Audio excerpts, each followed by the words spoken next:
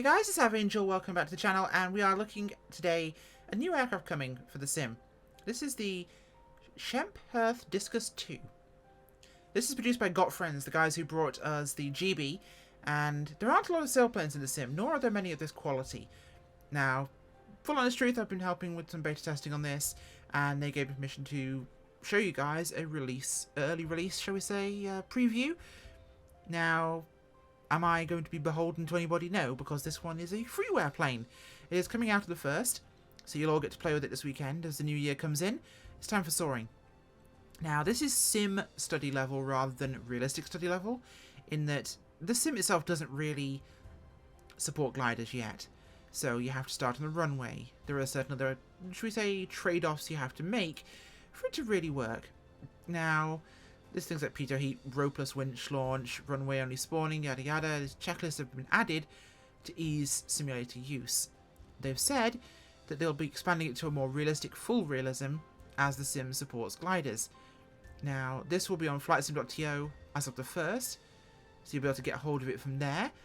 And this is what's called a release candidate. This is the final beta test version to actually go to you guys.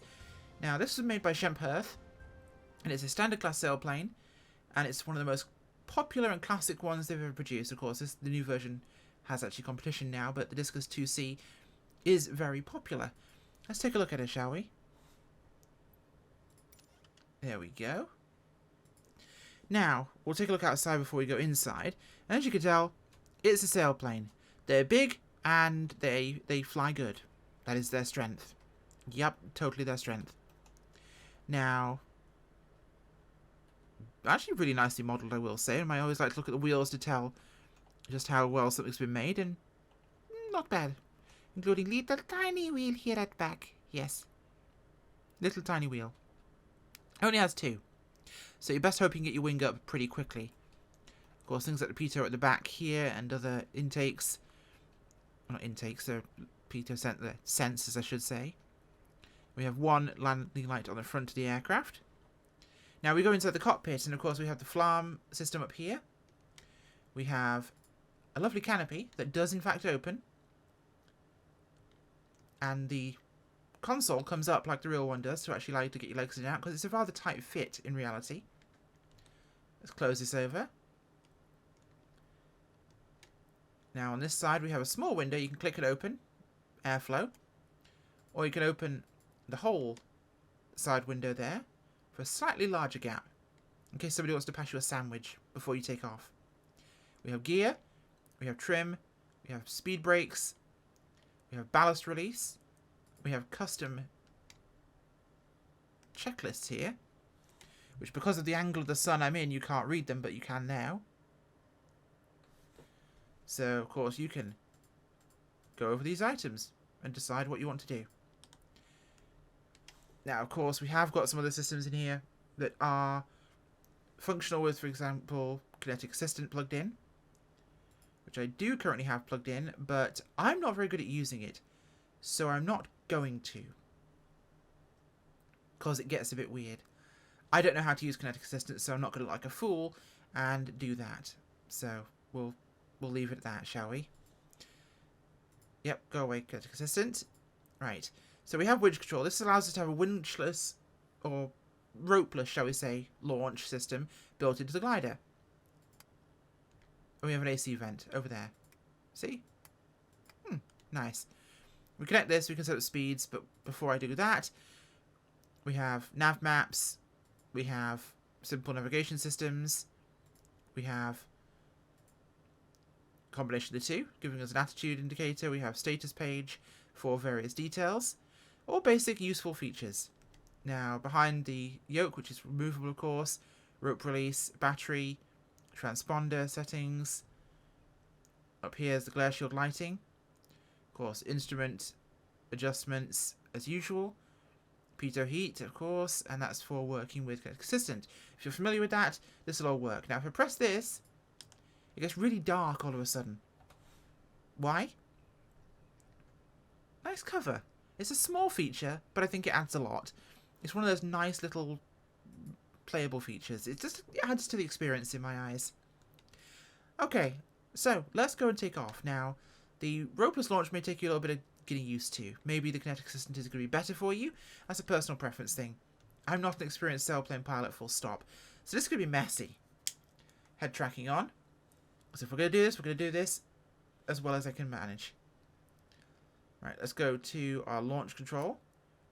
And as you'll see here, we have our ability to change various settings and do what we need to do. Okay, so let's hit launch. Now the whole goal is to follow the profile there as I'm swooping off to the other side. And I believe I need to pull up here and below my aim point as I'm climbing up now. Trying to maintain this a bit better. Very steep actual ascent profile on this toe. But I'm getting it right this time, which is nice when you record and you actually manage to get the thing right. So pull up a bit sharper. Let's get ourselves centered a bit more onto the reticle as we follow that launch profile. Also forget to pull up your gear. And we are descending down now. We're about the end of our launch. And it should release us in a second. And we are released. Okay, we're back on nav mode there. Now, this is us cruising around having a lovely time. Trim, of course, does function. I'm using the same on my yoke as I would normally. Just to set the aircraft in a comfortable attitude. Gear is up. I'm pretty sure it's Courchevel over there. I'm not going to attempt to land a sail... I'm going to attempt to land a sailplane at Courchevel. I need to quickly check the nav map, though.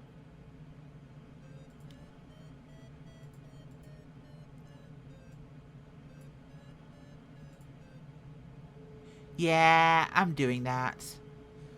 I'm doing that. This seems stupid. I want to try. Not going to be a long flight, of course. I'm just going to take us a little bit of a trip. It's a lovely plane, actually. It does operate very nicely. And its behaviour and properties on regular gliding trips are very good. The sim is tenuous at best. Now, like I said, it does have some included weather presets. Which... There we go. Oh, hello. That just threw the sky around. So those weather presets actually give us thermals. Which does change the weather a little bit, actually. And of course you can tell where the thermals are by the cloud behaviour. But that's not going to matter to us right now.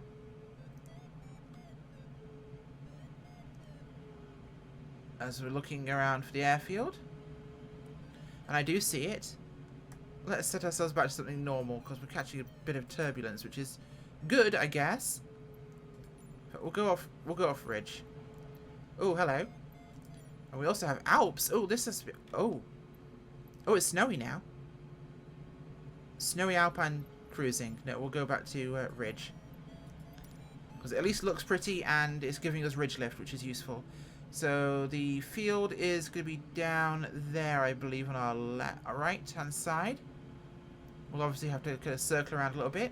We're getting a bit of turbulence here from the ridge lift, which is nothing to not worry about. But we are in the Alps, so there's going to be quite a bit of that around.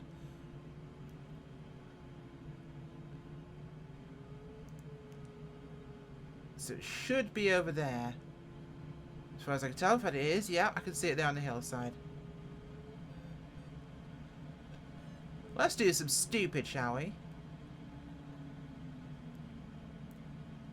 So I'm pretty sure I can see it. I'm never quite certain when it comes to Courchevel.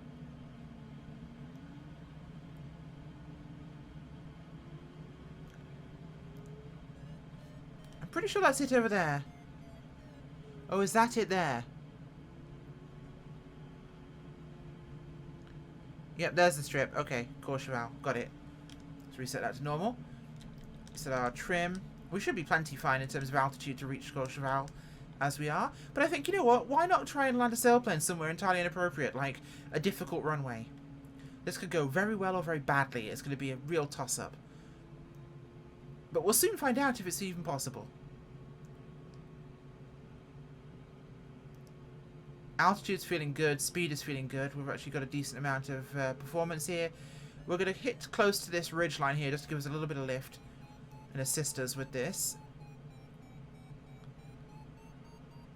Should give us just the boost we want just to bring it over the threshold, because I feel I might be a little bit low if I don't. So let's try and get close for maximum lift. We don't need a ton, but we need just enough. Whoever's at the airport is going to think I'm absolutely insane. And I am. That is a completely fair assessment. Who else has this kind of stupid idea? You should try it. It's going to be fun.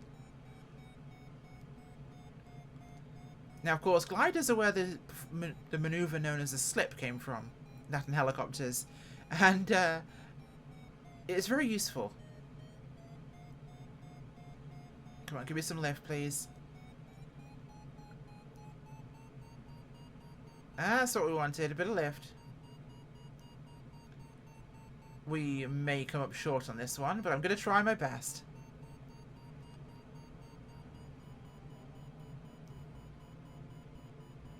We're definitely going up still, so that's good. Long final here into Courchevel. I'm going to drop my gear very late, because I get the impression I'm going to need it. Hopefully we'll get a bit off this ground in front of us, and as we approach the airport we should pick up something. Descent rate is about 100 feet a minute in terms of optimal descent rate with the aircraft. And I think we're going to be just fine now. I've got the feeling we're just about right. We're ballooning a little bit, in fact. So I'm going to have to force her down here, which means dropping gear and deploying spoilers. So as we get a little bit closer, I'm going to actually do this.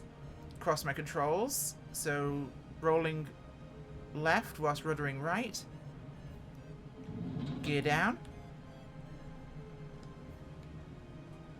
Time to get a bit extreme. Start playing Tokyo Drift music. As I perform the stupid.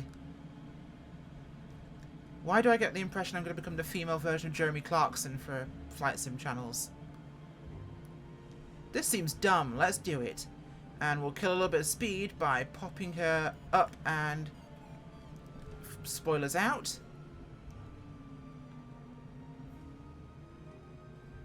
And brakes.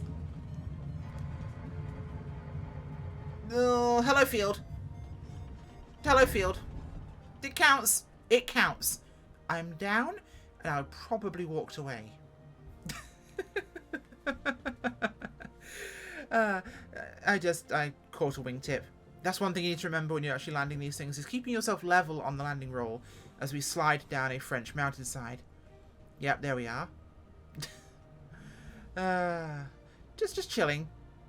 Oh, never mind, we had a crosswind as well. I'll take that as a victory then. Sailplane to Courchevel. Yes, I'll take that. Either way, really fun aeroplane, really enjoyable to fly, and a blast to mess around with. The sim is not perhaps ready for sailplanes, but you can get a really close experience, so well worth giving a crack. And this one's pretty fun. Like I mentioned, it's going to be free. You'll be able to get it on flightsim.to as of the 1st. So thank you for watching, and I'll see you all next time as my head tracking makes me go... Bye!